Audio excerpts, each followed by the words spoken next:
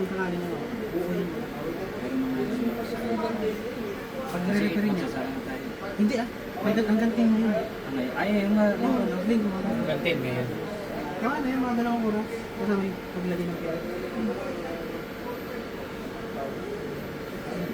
10 bang maganda? Linggo.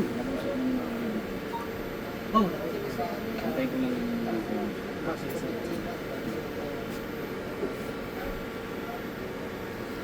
Hindi tayo pwede mag-isip sa ano, sa taas. Sa taas. Kasi pag yan, pag nadali ka ng barangay, Opat na lang. hindi, wala sa taas. Wala sa taas. Hindi mo nakabawal. Pero may nag-iuso dyan, pero